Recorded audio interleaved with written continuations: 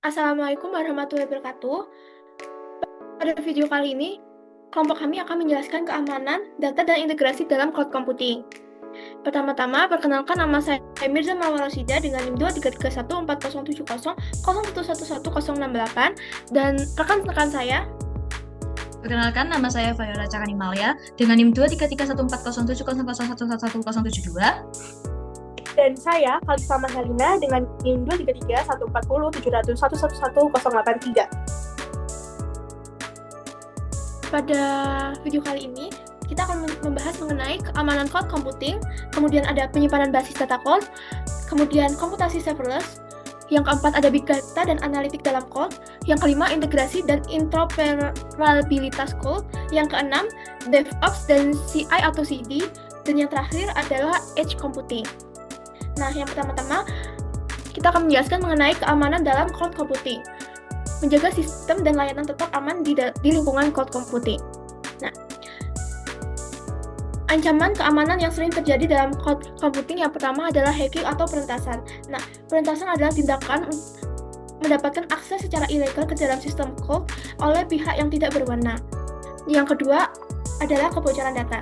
Bocornya informasi seperti data pribadi pengguna, informasi finansial, atau dokumen penting perusahaan ke tangan yang salah, atau orang yang tidak berhak mengakses hal tersebut. Yang ketiga adalah serangan DDoS.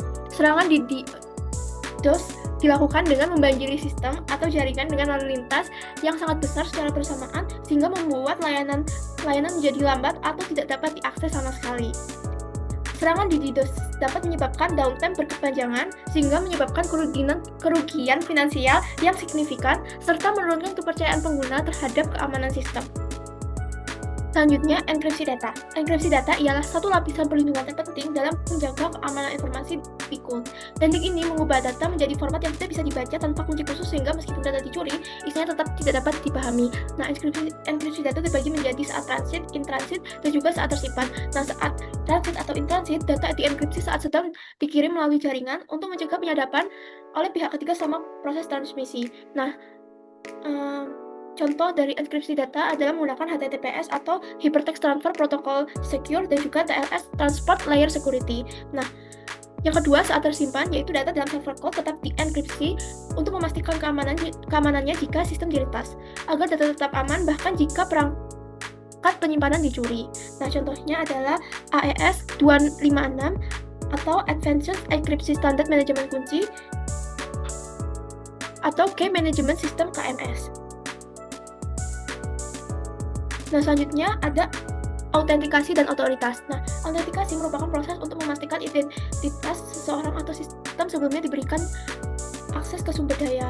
Nah, autentikasi ini biasanya ada tiga, yaitu single factor authentication, kemudian two factor authentication, dan juga multi-factor authentication. Selanjutnya ada otoritas, merupakan proses yang menentukan apa yang boleh dilakukan oleh siapa setelah berhasil melakukan autentikasi. Keamanan jaringan dan firewall. Nah, di sini terbagi menjadi tiga, yaitu firewall dan WAF atau Web Application Firewall. Kemudian ada Virtual Private Code atau PVC. Yang ketiga ada IDS atau IPS. Nah, firewall and WAF. Firewall merupakan biasanya untuk menyaring lalu lintas masuk atau keluar berdasarkan aturan keamanan. Sedangkan WAF ini khusus untuk menyediakan aplikasi web dari serangan seperti SQL injection atau XSS. Nah, fungsi utama dari kedua hal tersebut yaitu untuk memblokir lalu lintas yang mencurigakan sebelum mencapai sistem.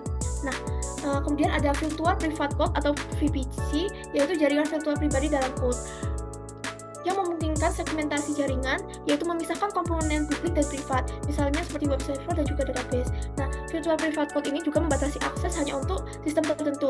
Nah, kemudian ada IDS atau IPS. IDS ini mendeteksi aktivitas mencurigakan, misalnya upaya peretasan. Sedangkan IPS tidak hanya mendeteksi tetapi juga secara otomatis menghentikan serangan ideal untuk mencegah serangan yang lolos dari firewall biasa. Nah, ini merupakan standar dan regulasi keamanan dari cloud computing. Nah, yang pertama ada ISO 27001 merupakan standar manajemen keamanan dan informasi. Kemudian ada GDPR merupakan perlindungan data pribadi di Uni Eropa. Kemudian ada HIPAA, PCI DSS merupakan regulasi khusus data medis dan pembayaran. Selanjutnya akan dijelaskan oleh rekan saya. Baik, selanjutnya kita masuk ke dalam pembahasan penyimpanan basis data cloud. Nah, untuk layanan database cloud sendiri di sini ada 3, yaitu Amazon RDS, Firestore, dan MongoDB Atlas. Untuk tipe database-nya, untuk Amazon ini relasional, cocok untuk aplikasi transaksional dan juga ERP. Kelebihannya stabil, konsisten, dan terstruktur.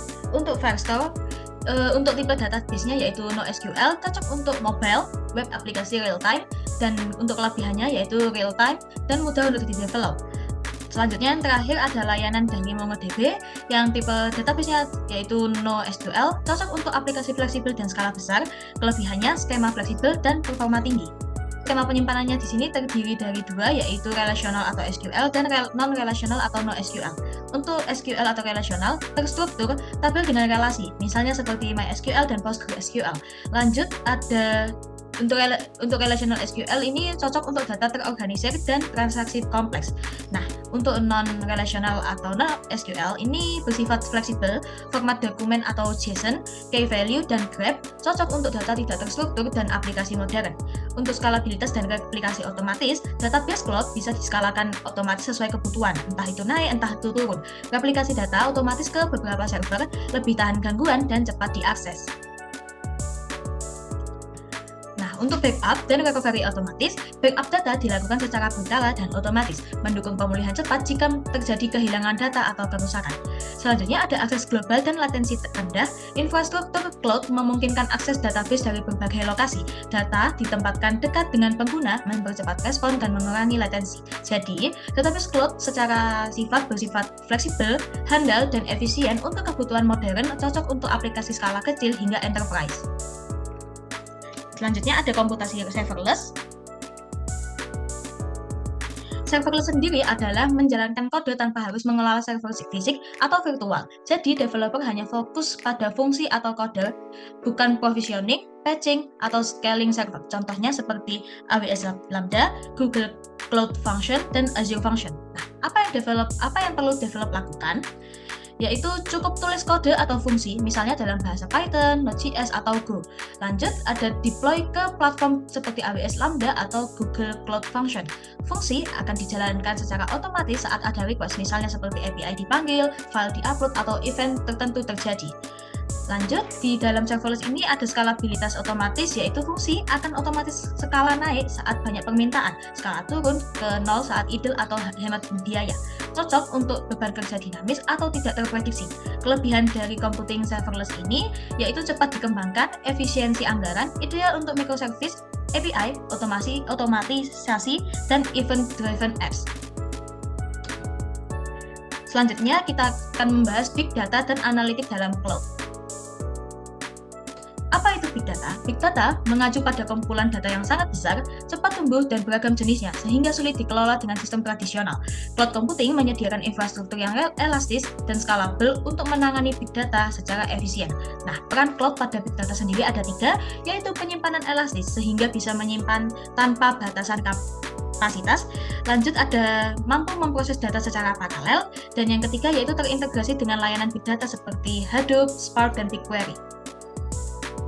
Layanan data cloud sendiri ada 3 yang dijelaskan di sini, yaitu AWS EMR atau Elastic MapReduce, ada Google BigQuery, dan juga MongoDB. Nah, untuk AWS EMR ini dengan platformnya AWS, fokus utamanya di Hadoop atau Spark Processing. Keunggulannya kuat untuk big data batch apparel. Untuk layanan Google BigQuery di sini, platformnya menggunakan Google Cloud, fokus utamanya di serverless data dan serverless data warehouse. Keunggulannya sangat cepat dan mudah digunakan. Dan yang terakhir layanannya yaitu MongoDB dengan platformnya NoSQL, fokus utamanya analitik dan data warehouse terpadu, dengan keunggulannya solusi enterprise lengkap. Nah, untuk analitik real-time dan batch-nya, untuk real-time analitik, pemrosesan data dilakukan langsung saat data masuk dengan latensi sangat rendah, detik hingga milidetik. Contoh penggunaannya, deteksi penipuan pada transaksi bank, monitoring lalu lintas atau cuaca real-time, notifikasi instan di aplikasi atau platform. Di real-time analitik ini ada beberapa yang bisa kita gunakan aplikasinya, yaitu Kafka, Amazon Kinesis, dan juga Cloud Dataflow. Untuk batch analitik, data dikumpulkan dulu dalam jumlah yang sangat besar, lalu diproses secara berkala, misalnya secara harian atau mingguan. Contoh penggunaannya, laporan penjualan mingguan, analisis tren pengguna bulan, bulanan, backup, dan audit system, yaitu contoh aplikasinya ada Apache Hadoop, Azure Synapse Analytics, dan Google BigQuery. Nah, selanjutnya ada BI tools. BI atau Business Intelligence Tools adalah perangkat lunak yang digunakan untuk mengolah data mentah menjadi visualisasi, membuat dashboard interaktif, menyajikan laporan otomatis, serta membantu pengambilan keputusan yang berbasis data atau data driven. Nah, di sini BI Tools sendiri terdiri dari 3 ya, contoh aplikasinya yaitu Tableau, Looker, dan Power BI. Untuk Tableau sendiri platformnya menggunakan Salesforce dengan keunggulannya yaitu visualisasi kuat, drag and drop, banyak konektor data. Untuk Looker, platformnya ada Google Cloud dengan keunggulannya yaitu integrasi ketat dengan BigQuery, model data fleksibel. Dan yang terakhir ada Power BI, Microsoft dengan menggunakan platform Microsoft, keunggulannya yaitu terintegrasi dengan Excel dan Azure dengan dashboard interaktif. Nah, layanan cloud seperti Google BigQuery, AWS Redshift bisa terhubung langsung ke berbagai BI tools untuk analisis lanjutan. Selanjutnya akan dijelaskan oleh rekan saya, Kalista. Baik, saat ini kita akan masuk pada bab yaitu integrasi dan interoperabilitas cloud. Tantangan dari integrasi sendiri adalah dalam dunia cloud modern, kita sering berhadapan dengan banyak sistem berbeda, seperti platform cloud yang beragam dan juga sistem lama yang masih aktif digunakan. Aplikasi dari vendor berbeda menggunakan protokol dan format data yang tidak selalu cocok. Solusi umum yang dapat kita lakukan yaitu yang pertama, REST API atau GraphQL API bertindak sebagai jembatan aplikasi lama dan cloud modern. Lalu, middleware sebagai software penghubung antar dua sistem. Dan yang ketiga, menggunakan standar terbuka, menghindari vendor login, itu JSON, XML, dan juga REST. Kita akan masuk pada integrasi sistem lama. Sistem lama masih banyak digunakan dalam perusahaan besar. Contohnya, ERP, sistem keuangan, inventory berbasis desktop. Meskipun tidak dirancang untuk cloud, sistem ini masih bisa diintegrasikan ke ekosistem cloud modern dengan beberapa pendekatan. Solusinya ada API wrapper, membungkus sistem lama dengan API atau biasanya REST, agar bisa berinteraksi dengan sistem modern. Lalu ada gateway, bertindak sebagai perantara yang menerjemahkan protokol atau format data antara sistem lama dan cloud, lalu juga menjalankan sistem lama di dalam kontainer sehingga bisa dipindah ke cloud tanpa modifikasi yang besar. Selanjutnya, di sini kita akan masuk pada DevOps dan CI atau CD dan juga dalam cloud computing. DevOps sendiri adalah pendekatan budaya dan teknik yang menggabungkan tim development atau dev dan operation atau ops agar bisa bekerja lebih kolaboratif dan juga efisien. Lalu CI/CD adalah bagian penting dari implementasi DevOps sendiri. Singkatannya, CI atau Continuous Integration merupakan developer menggabungkan merge kode secara berkala ke repositori pusat. Setiap perubahan langsung diuji secara otomatis. Lalu ada CD, Continuous Delivery atau Development. Setelah kode lolos pengujian, proses deploy ke staging atau production dilakukan otomatis. Manfaat DevOps dan CI/CD sendiri adalah DevOps dan CI/CD memungkinkan rilis lebih cepat, pengujian otomatis, feedback instan, serta menjaga kualitas dan keamanan kode. Semuanya bisa langsung terhubung ke code untuk deploy otomatis. Kemudian, tools populer apa yang sering digunakan oleh DevOps dan juga CI/CD? Di sini ada 4 tools, yaitu ada Jenkins, GitHub Action, GitLab CL, Azure DevOps. Lalu, apa fungsi utama dari masing-masing tools ini? Jenkins sendiri memiliki fungsi utama yaitu otomatisasi pipeline, yaitu CI/CD open source. Lalu juga GitHub Action merupakan workflow otomatis dari repo GitHub. Kemudian GitLab CL terintegrasi langsung dengan GitLab. Kemudian Azure DevOps yaitu solusi lengkap DevOps dari Microsoft. Baik, kemudian sekarang kita akan masuk kepada NG Computing. Apa sih NG Computing itu sendiri? NG Computing merupakan pemrosesan data dilakukan di dekat sumber atau misalnya perangkat IoT. Bukan langsung di cloud pusatnya, mengurangi waktu respon atau latensi rendah dan trafik ke cloud utama. Contoh penggunaannya adalah kamera lalu lintas yang memproses data lokal untuk dideteksi kemacetannya. Kemudian integrasi dengan cloud, NG Computing umumnya digunakan dalam arsitektur hybrid, yaitu kombinasi antara pemrosesan di edge dan cloud pusat. Edge sendiri pemrosesan cepat dan lokal, atau misalnya filtering respon instan. Lalu cloud adalah analitik skala besar, penyimpanan data jangka panjang, dan pelatihan model AI atau ML. Kelebihannya sendiri adalah latensi rendah, efisiensi bandwidth ideal untuk IoT dan aplikasi secara real time.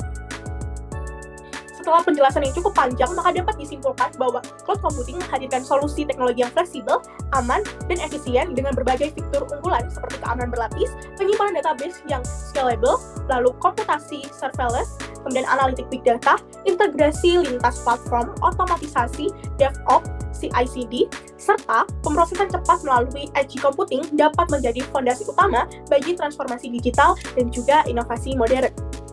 Mungkin sekian dari saya, akan saya kembalikan lagi kepada Mirza. Baik, sekian presentasi dari kami. Kurang lebihnya mohon maaf. Wassalamualaikum warahmatullahi wabarakatuh.